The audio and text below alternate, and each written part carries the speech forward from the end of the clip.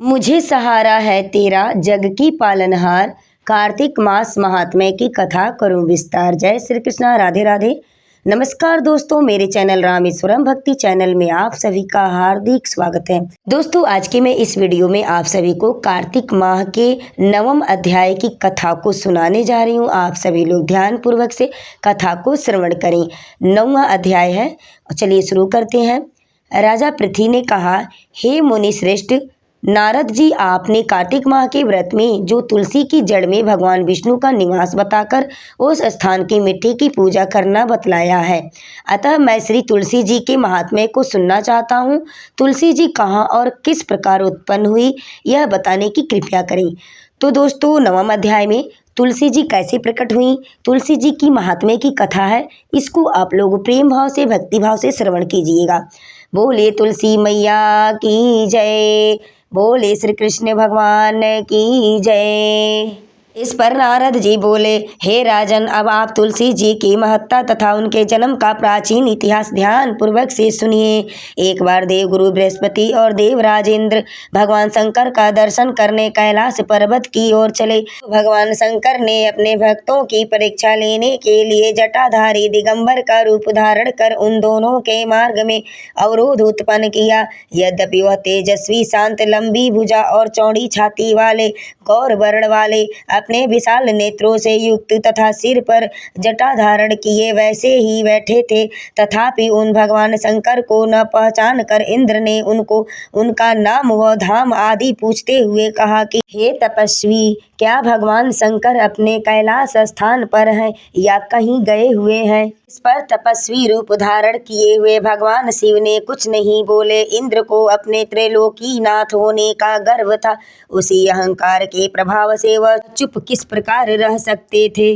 उस पर इंद्र को क्रोध आया। क्रोधित हुए उस तपस्वी को धूड़ धड़क कहा, अरे मैंने तुझसे कुछ पूछा है और तू उसका उत्तर भी नहीं देता है। मैं अभी तुझ पर वज्र का प्रहार करता हूँ, फिर देखता हूँ कि कौन तुझ दुर्बीत की रक्षा करता है। इस प्रकार कहकर जैसे ही इंद्र ने उस जटाधारी दिगंबर शिव को मारने के लिए हाथ में वज्र लिया, वैसे ही भगवान शिव ने वज्र सहित इंद्र का हाथ स्तंभित कर दिया और विकराल नेत्र कर उसे देखने लगे।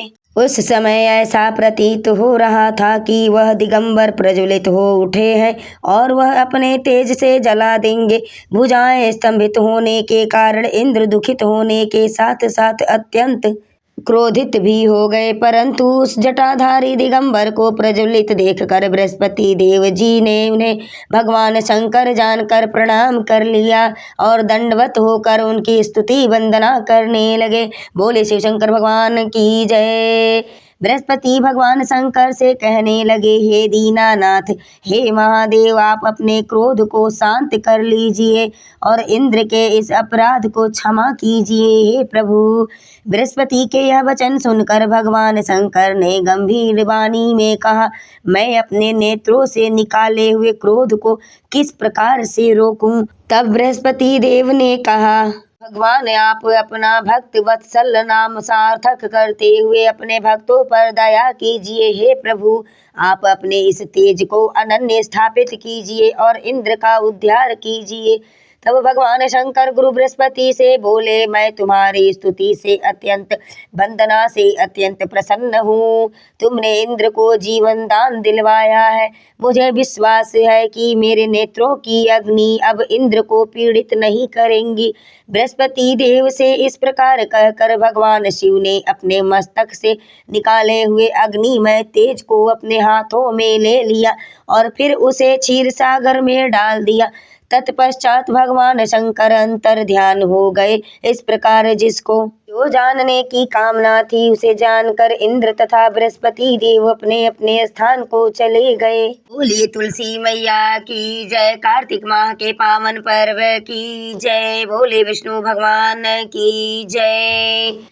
तो दोस्तों, आज के हमारे इस वीडियो में इतना ही और इसकी आगे तुलसी माता कैसे प्रकट हुई, तुलसी माता के अधिक महात्म्य की वर्णन को सुनने के लिए आप हमारे 10वें अध्याय कथा को जरूर श्रवण करिएगा। कार्तिक माह के महात्म्य की 10वें अध्याय की कथा आपको अगले दिन प्राप्त होगा। आप हमारे चैनल को सब्सक्राइब कर लीजिएगा, बेल नोटिफिकेशन को जरूर ऑन कर लीजिएगा ताकि हमारे आने वाली हर एक वीडियो आप तक बिल्कुल आसानी से पहुंच सके। दोस्तों, वीडियो को लाइक करिएगा, शेयर करिएगा, कमेंट्स बॉक्स में जय माँ तुलसी जय माँ लक्ष्मी अवश्य ही लिखिएगा। वीडियो में बने रहने के लिए आप सभी को मेरी तरफ से दिल से धन्यवाद।